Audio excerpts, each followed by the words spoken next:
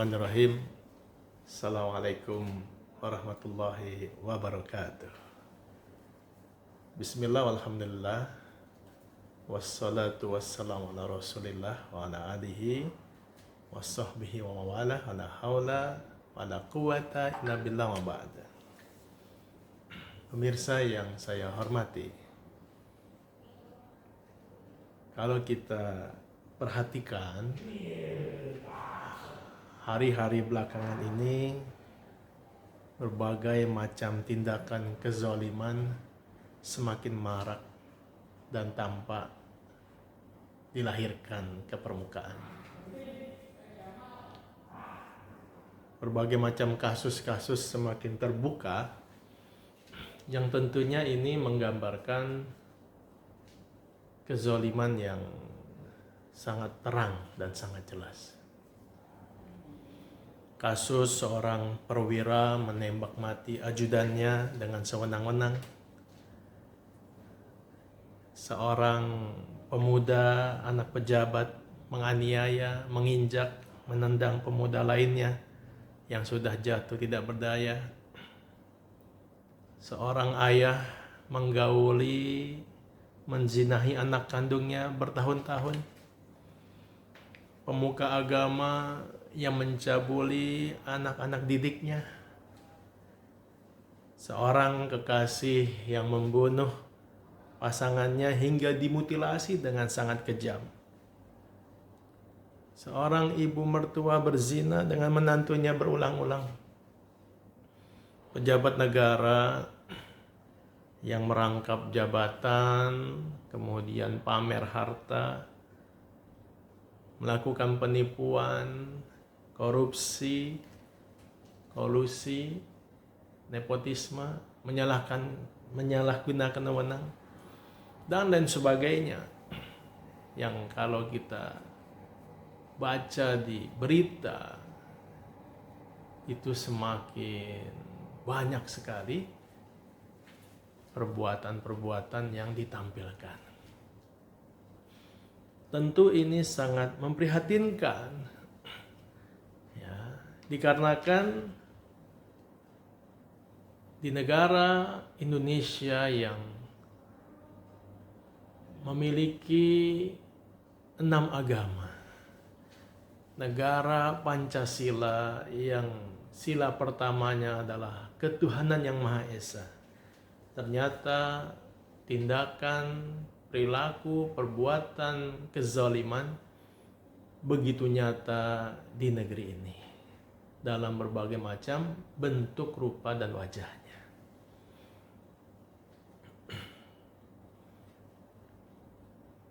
Kalau kita menggali dari ajaran Islam, ternyata Allah Subhanahu wa Ta'ala tidak suka dengan perbuatan kezaliman. Allah Subhanahu wa Ta'ala melarang hamba-hambanya untuk berbuat zalim. Di dalam hadis qudsi, hadis yang diriwayatkan oleh Imam Muslim, Allah Subhanahu wa Ta'ala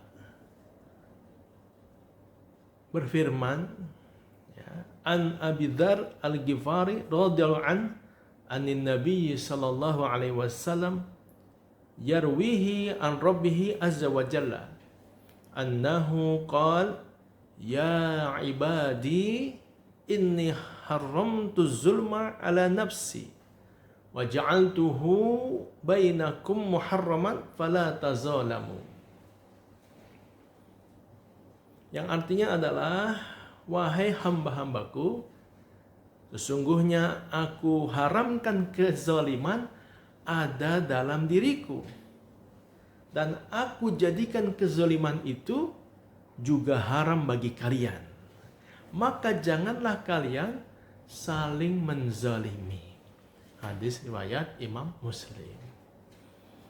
Di dalam hadis qudsi ini Allah menyampaikan bahwasanya Allah mengharamkan bagi dirinya sendiri untuk berlaku zalim.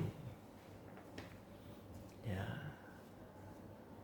Allah yang maha perkasa, Allah yang maha kuasa, Allah yang menciptakan alam semesta dan isinya, Allah yang menciptakan kita manusia. Kalau Allah berkehendak berlaku sewenang-wenang, kalau Allah berkehendak untuk memaksakan apa yang diinginkannya, berlaku zalim, maka tidak ada yang bisa melarangnya. Karena Allah zat yang maha berkuasa. Tetapi ternyata Allah Subhanahu wa taala sejak awal mengharamkan perbuatan zalim bagi dirinya sendiri, walaupun punya wewenang, punya kekuatan, punya kekuasaan untuk melakukan hal itu. Allah haramkan bagi dirinya untuk berlaku zalim. Maka kemudian Allah katakan, ya, aku jadikan kezaliman itu juga haram bagi kalian. Jadi ketika Allah sudah memberikan tauladan, ketika Allah sudah memperlihatkan bahwasannya Allah tidak menzalimi makhluknya, hamba-hambanya, maka Allah larang hamba-hambanya untuk berlaku zalim. Jangan saling menzalimi. Ya. Jadi orang Islam khususnya dan manusia pada umumnya itu tidak boleh berlaku zalim sesama manusia maupun terhadap makhluk yang lain. Karena Allah sudah mencontohkan, Allah mengharamkan kezaliman bagi dirinya sendiri. Maka tidak boleh ada satu makhluk pun yang berbuat zalim di atas muka bumi ini.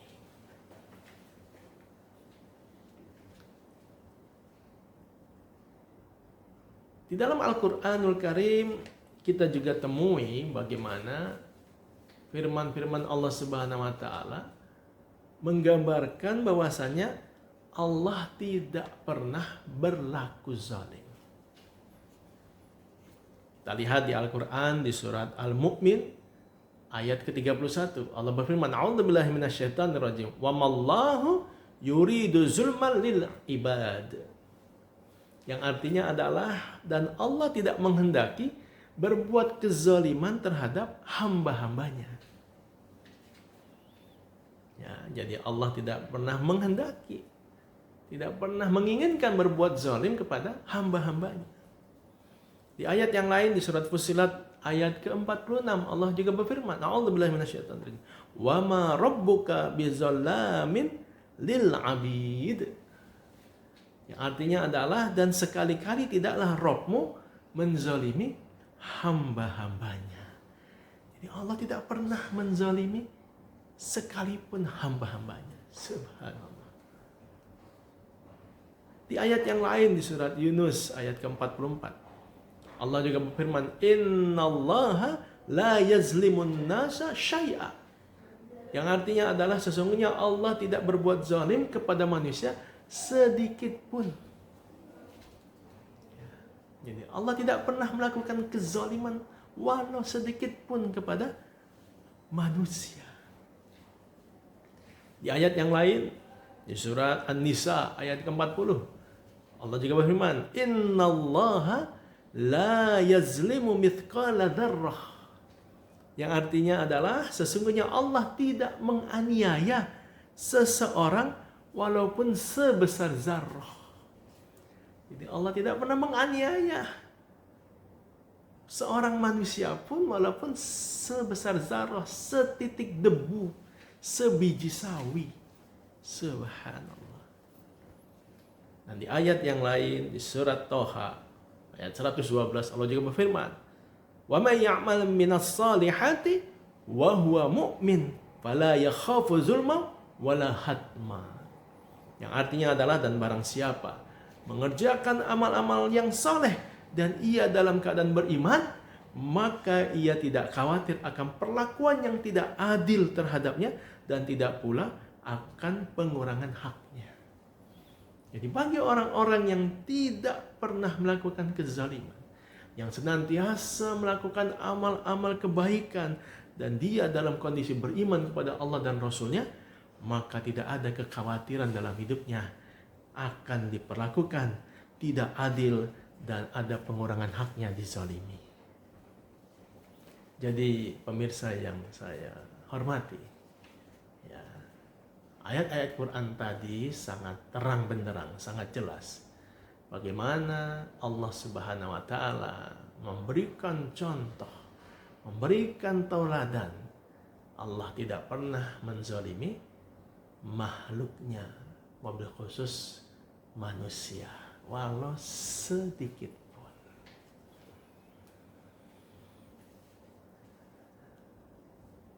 Baik, apa zalim itu pemirsa? Ya, zalim itu kalau kita mengacu kepada Kamus Besar Bahasa Indonesia, secara bahasa artinya adalah bengis, tidak menaruh belas kasihan, tidak adil, kejam. Ya, jadi itu adalah arti dari zalim secara bahasa. Bengis, tidak menaruh belas kasihan, tidak adil, kejam. Adapun secara makna, zalim itu artinya adalah orang yang melakukan perbuatan aniaya yang merugikan dirinya sendiri dan atau orang lain. Ya, jadi secara makna zalim ini orang yang melakukan perbuatan aniaya, menyakiti, merusak, ya, melakukan hal-hal yang buruk, yang ini merugikan bisa jadi dirinya sendiri dan orang lain atau merugikan orang lain. Nah, ini arti dari zalim dari KBBI. Ya, kalau kita membuka kamus Lisanul Arab, maka zalim itu adalah wad'u syai'in fi ghairi mawdi'ah. Artinya adalah zalim atau az-zulmu yaitu meletakkan sesuatu bukan pada tempatnya. Itu secara arti, ya. Kalau secara istilah, zalim adalah melakukan sesuatu yang keluar dari kebenaran, baik karena kurang ataupun melebihi batas. Ya, jadi dia melakukan satu perbuatan yang keluar dari kebenaran atau batas yang sudah ditetapkan. Pemirsa yang saya hormati, menurut ulama, ya, ada pendapat tentang apa itu zalim. Ya, menurut ulama Al-Asfahani, zalim adalah meletakkan sesuatu bukan pada posisi yang tepat baginya, baik karena kurang maupun karena adanya tambahan, baik karena tidak sesuai dari segi waktunya ataupun dari segi tempatnya. Ya, jadi ini maknanya juga ada kesamaan, jadi meletakkan sesuatu bukan pada posisi yang tepat baginya, ya, baik karena kurang, ya, ataupun karena kelebihan, ya, karena tidak sesuai dari segi waktu dan tempatnya. Kalau menurut ulama lain Al-Jurjani, zalim adalah melewati koridor kebenaran hingga masuk pada kebatilan, dan ia adalah maksiat.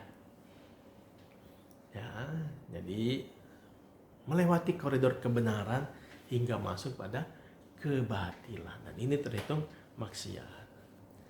Jadi pemirsa, bisa kita coba ramu, ya, dari definisi-definisi tadi. Maka yang dimaksud dengan zalim adalah suatu perbuatan dan perilaku yang tidak sesuai dengan tuntunan ajaran syariat agama Islam dan bertentangan dengan nilai-nilai kebaikan, kebenaran, dan keadilan, sehingga merugikan bisa dirinya sendiri maupun orang lain. Itu adalah secara umum arti zalim.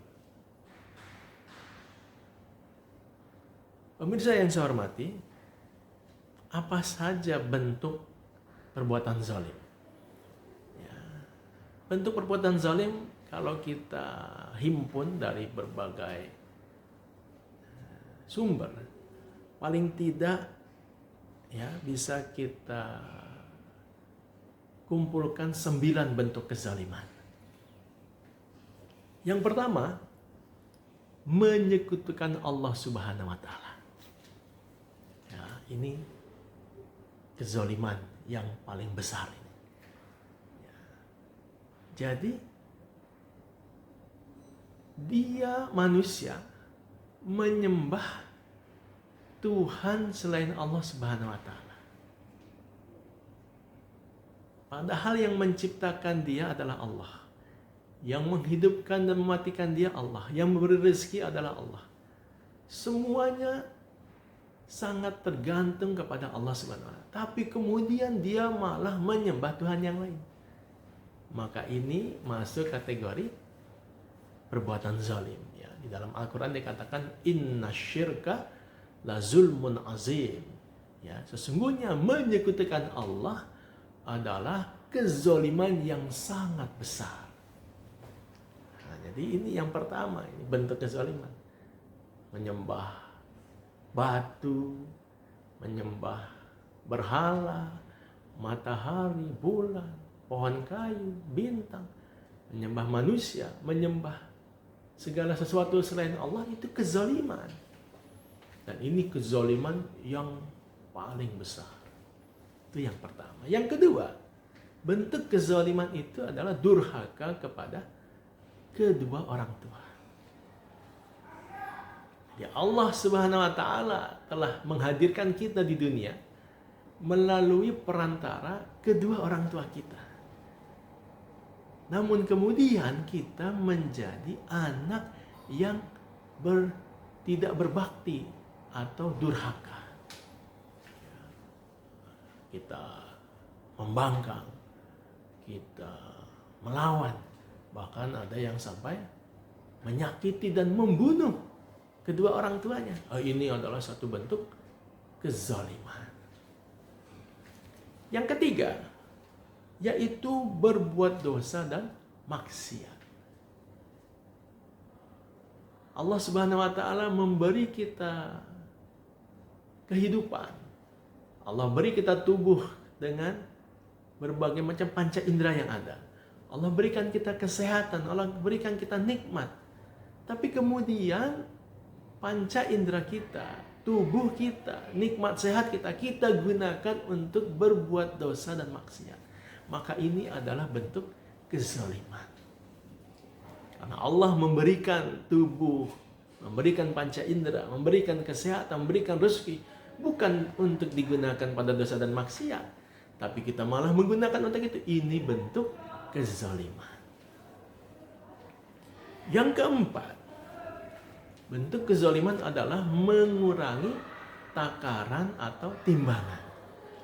Jadi ketika kita mungkin berbisnis, ya, bertransaksi ekonomi, nah dalam bisnisnya itu kita berlaku curang, ya, mengurangi timbangan takarannya. Yang harusnya ya 10 kilo, kita rekayasa jadi 8 kilo. Yang harusnya kita membayar ya berapa ratus juta, malah kita kurangi. Nah, ini adalah kezaliman. Mengurangi timbangan atau takaran. Ini dalam dunia bisnis bisa bermakna luas. Yang kelima, bentuk kezaliman adalah mencuri, merampok atau korupsi. Ya, jadi mengambil sesuatu yang bukan miliknya dengan berbagai macam cara dan siasat. Nah, ini kezaliman. Ya. Dia paham, dia sadar, dia tidak berhak mengambil itu. Uang tersebut, harta tersebut, itu milik rakyat, itu punya orang banyak, itu bukan haknya, tapi dia merekayasa, dia curi, atau dia rampok, atau dia korupsi, dia buat bagaimana bisa dia dapatkan. Itu kezaliman. Lalu kemudian yang keenam, bentuk kezaliman adalah menganiaya dan menindas hak orang lain. Ya, jadi ketika kita memiliki kekuasaan, memiliki jabatan, punya posisi, lalu kita aniaya, kita tindas orang lain yang berada di bawah kekuasaan kita. Ya, kita berlaku sewenang-wenang terhadap orang-orang yang berada di bawah kita, tanggungan kita, itu kezaliman. Lalu yang ketujuh, bersumpah atau bersaksi palsu. Ya, jadi ketika mungkin dalam satu pengadilan ya, atau sudah diambil sumpah jabatan, lalu kemudian dia justru ya tidak berkata yang benar, malah menyampaikan informasi yang salah, menipu, dia bersumpah bersaksi palsu. Nah, ini adalah satu kezaliman. Yang kedelapan, ya, bentuk kezaliman adalah membunuh manusia tanpa alasan yang benar. Jadi membunuh, mencabut nyawa orang lain bukan karena sebab-sebab yang dibenarkan oleh agama, misalnya hukuman kisos ya, atau mempertahankan diri sehingga akhirnya melawan dan membunuh perampok, pencuri itu. Ini tidak, tapi karena kesewenang-wenangan ya, karena ingin mendapatkan dunia dan isinya, dia membunuh orang lain tanpa alasan dibenarkan oleh agama. Dan kesembilan, bentuk dari kezaliman adalah menyebar berita bohong atau hoax. Ya, bagaimana kita merekayasa informasi, menyebarkan berita-berita yang bohong, ya, sehingga membuat orang yang kita beritakan jatuh karakternya di mata orang lain. Kita ingin membunuh karakternya, kita sebar berita bohong, hoax, dan itu sekarang sangat marak terjadi. Jadi pemirsa, ya, ini adalah bentuk kezaliman ya, paling tidak 9-nya. Ya, jadi ternyata banyak ya pemirsa ya, bentuk kezaliman yang dilakukan oleh manusia. Lalu siapa yang berpotensi melakukan kezaliman? Ya, paling tidak ada 4 pihak yang bisa melakukan kezaliman. Yang pertama adalah setiap individu manusia. Ya, jadi setiap kita itu punya potensi melakukan kezaliman. Dari 9 bentuk tadi, setiap manusia, setiap kita punya potensi melakukan kezaliman. Maka hati-hati pemirsa. Ya, hati-hati, waspada. Jangan sampai kita termasuk pelaku-pelaku kezaliman. Padahal kezaliman itu sudah diharamkan oleh Allah Subhanahu wa taala. Ya, jadi setiap individu manusia semua berpeluang, berpotensi melakukan kezaliman. Yang kedua, yang berpotensi melakukan kezaliman adalah satu masyarakat. Ya. Jadi satu masyarakat bisa melakukan kezaliman terhadap masyarakat lain. Satu ya, komunitas bisa melakukan kezaliman terhadap komunitas lain. Nah, itu yang sekarang bisa kita lihat terjadi misalnya di Palestina, ya, bagaimana Israel yang melakukan kezaliman terhadap rakyat Palestina. Itu masyarakatnya, ya, kelompoknya, komunitasnya, karena ingin melakukan genosida. Yang ketiga, pelaku kezaliman itu bisa dilakukan oleh institusi atau organisasi. Ya, institusi yang memiliki wewenang, maka dengan kewenangan yang ada di dalam institusi organisasinya, dia melakukan kezaliman terhadap orang lain, terhadap komunitas lain. Nah, ini bisa melakukan kezaliman. Ya, jadi dia karena punya wewenang dia melakukan hal itu. Dan yang keempat, pelaku kezaliman bisa dilakukan oleh negara, ya. Negara yang diberikan mandat untuk mengelola rakyatnya, negara yang diberikan wewenang besar untuk memakmurkan rakyatnya, justru kemudian dia menindas rakyatnya, dia berlaku sewenang-wenang terhadap rakyatnya, sehingga akhirnya menimbulkan dampak buruk bagi masyarakat, ya. Tidak berpihak pada rakyat. Nah, ini pelaku kezaliman. Jadi pemirsa yang saya hormati, ya, dari sini kita bisa memahami bagaimana ternyata, ya, kezaliman itu sangat-sangat buruk dan harus dijauhi oleh semua pihak. Kenapa? Karena pelaku kezaliman kelak akan mendapatkan murka dari Allah Subhanahu wa taala. Terlebih di bulan Zulqa'dah, atau nanti di bulan Zulhijjah, atau di bulan Muharram, atau di bulan Rajab. Itu bulan-bulan haram, ya. Itu Allah Subhanahu wa taala sangat melarang manusia untuk berlaku zalim. Ya, di luar bulan haram Allah sudah mengharamkan, apalagi di bulan haram. Dan mudah-mudahan kita semua pemirsa dijauhkan dan dilindungi oleh Allah Subhanahu wa taala dari berlaku zalim, ya, sehingga kita menjadi orang-orang yang bertakwa dan berperilaku adil. Demikian yang dapat saya sampaikan. Mudah-mudahan bermanfaat. Dari Al-Fakir, ya, Muhammad Rubial Yatim. Lebih kurang mohon maaf. Wabillahi taufiq wal hidayah. Assalamualaikum warahmatullahi wabarakatuh.